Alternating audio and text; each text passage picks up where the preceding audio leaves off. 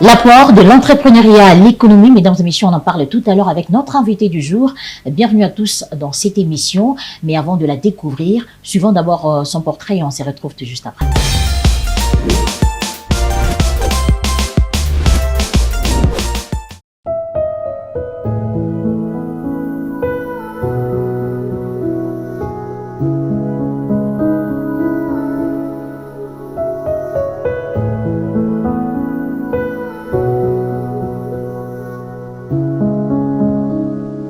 Son statut de femme mariée ne lui a pas empêché de s'engager pour le droit de femme.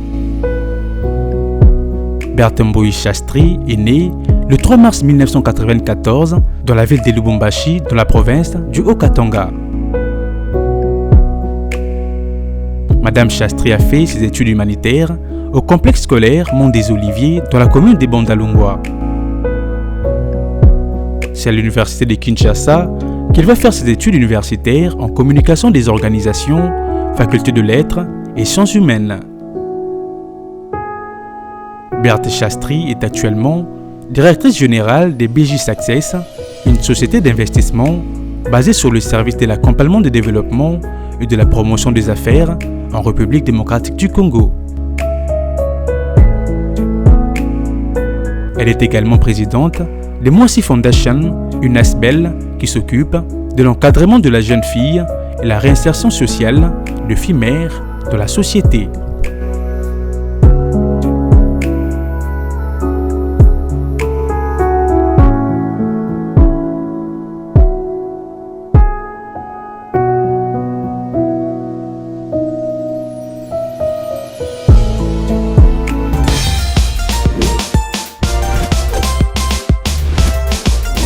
Voilà, de retour sur ces plateaux, je reçois pour vous Berthe Shastri. Madame, bienvenue sur le plateau d'Ecofin Télévision. Merci bien, madame.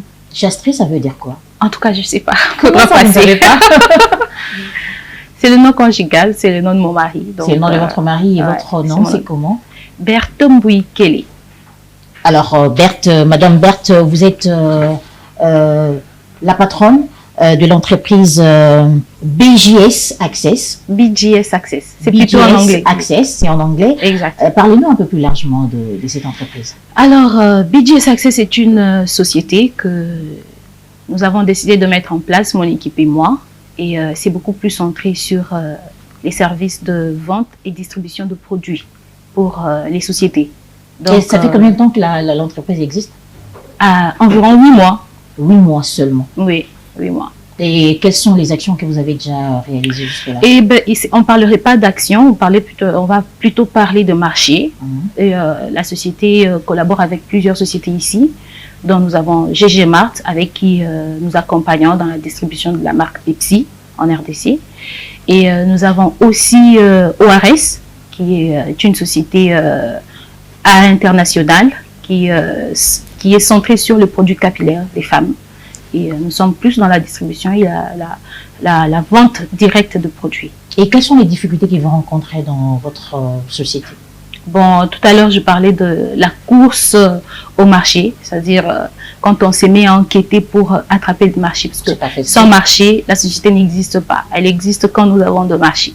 Et donc, cette course-là, pour convaincre les sociétés que nous pouvons faire ces services, convaincre les sociétés et vendre ses propres services, ça, c'est difficile. Est-ce que dans votre entreprise, la parité est effective? Je dirais oui, si moi-même je suis déjà là. Vous êtes oui. DG, la patronne, et est-ce que vous avez engagé d'autres femmes qui occupent des postes de responsabilité? Je dirais qu'il n'y a pas une différence entre... En fait, je ne mets pas vraiment la question de la parité au devant de ma société ou à chaque fois que j'entreprends quelque chose, mais je me base beaucoup plus sur l'intelligence et l'apport de la personne qui est en face de moi. Mais pour répondre à votre question, nous avons 4 femmes dans notre société qui détiennent de place. Nous avons, je pense, 6 hommes, 6, si je dirais bien. Vous êtes déjà dans le bon. Ouais. Et vous êtes également présidente de la fondation Mwasi Fondation, permettez-moi la tautologie. Et c'est quoi l'objectif de cette fondation? Alors, Mwasi Foundation, c'est plutôt foundation en anglais aussi. Moi, j'ai vraiment des lacunes en anglais. Hein. Il faudra vraiment une formation à mon intention, puisque là, J'ai des lacunes par C'est rapport à plutôt ça. Moissy Foundation qui est plus centré sur l'encadrement de la jeune fille. Et l'objectif social, beaucoup plus, c'est la réinsertion des filles mères dans la société au travers différentes formations, pratiques professionnelles. Donc, vous avez la coupe et couture, fabriquer du yaourt, faire des chaussures et tout ça. Et nous ne donnons pas de formation. Nous collaborons avec des institutions qui donnent des formations, qui, eux, à leur tour, vont donner des formations et nous allons juste payer. Qui vous accompagne en termes de financement? Bon, en termes de financement, je n'ai pas d'accompagnement. Les besoins d'aider étaient si forts parce que j'ai grandi dans un quartier où j'ai vécu vraiment la situation de près. L'objectif, c'est vraiment de combattre les phénomènes filles-mères. Alors, l'idée était vraiment d'accompagner les filles, de donner conseils et de dire quand tu tombes enceinte avant l'âge de la maturité, tu en perds ta vie, je dirais, ou le futur, tu mets on risque ton futur. Alors, ce que nous avons fait jusqu'à présent, c'était la sensibilisation. On s'est beaucoup plus basé sur la sensibilisation. Nous sommes allés à Kanluka, nous sommes allés à Kimwinda, nous sommes allés à Kimbanteke et je crois qu'on a fait plusieurs descentes. Il y a l'équipe qui est là, qui descend, qui fait d'abord des prospections et puis qui va organiser des descentes. Donc, du coup, c'est comme ça qu'on fait. Vous accompagnez les filles mères, vous les encadrez. Est-ce que jusque-là, vous êtes satisfait des résultats? Non, pas du tout. Comment ça? Parce qu'on a fait de la sensibilisation, on a été buté à plusieurs difficultés, le financement et aussi la réalité en fait. Je parle en termes de conseils. Est-ce que ces filles vous ont écouté? Non, pas du pratique, tout. Non, tout pas ce du que... tout, pas du tout, pas du tout. On a eu quelques filles, mais les résultats n'est pas satisfaisants. Pourquoi? Parce qu'elles ont leur propre mentalité. Elles sont butées à des difficultés de vie auxquelles nous ne sommes pas tout de suite. Nous ne venons pas résoudre le problème tout de suite. Je vous donne un exemple.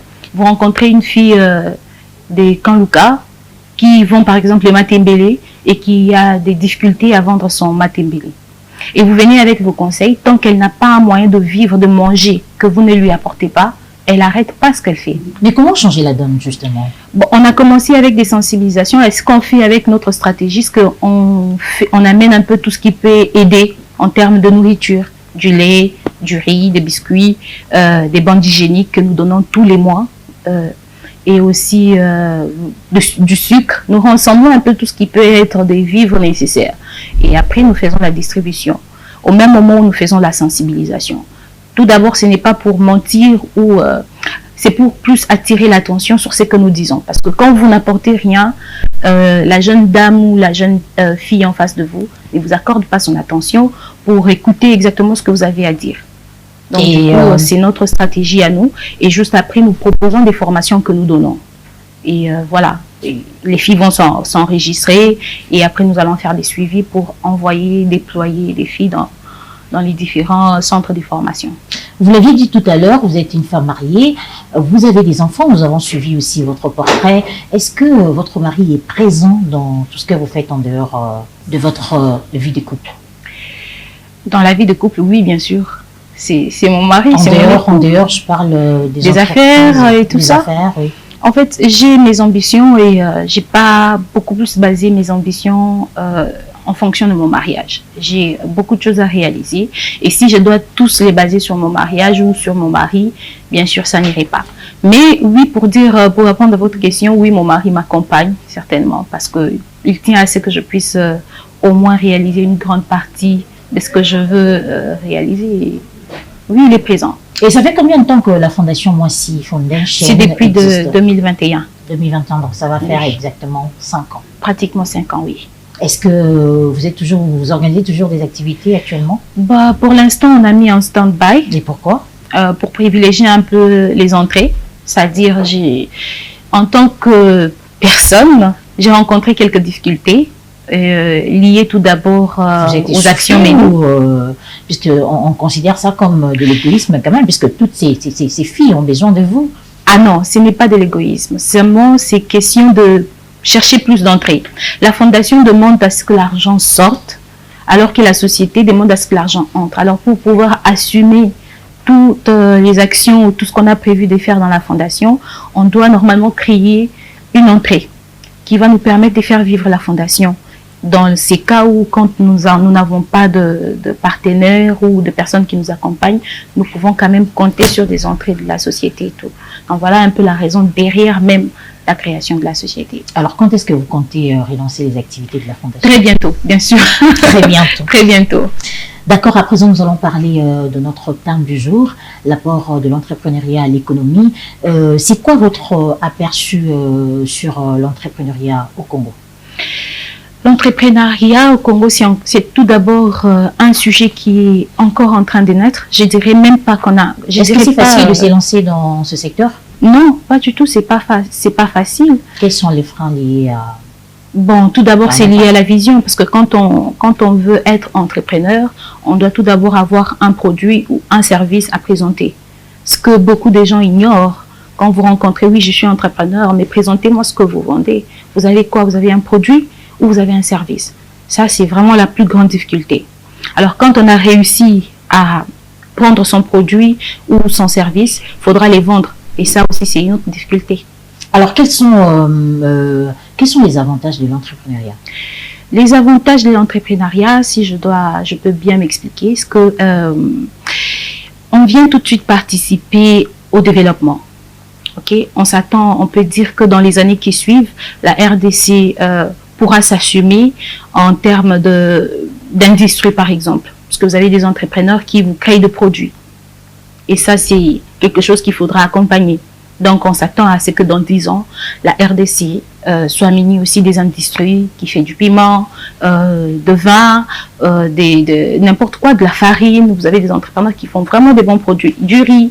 Mais qu'est-ce qui manque? C'est l'accompagnement du gouvernement, des autorités?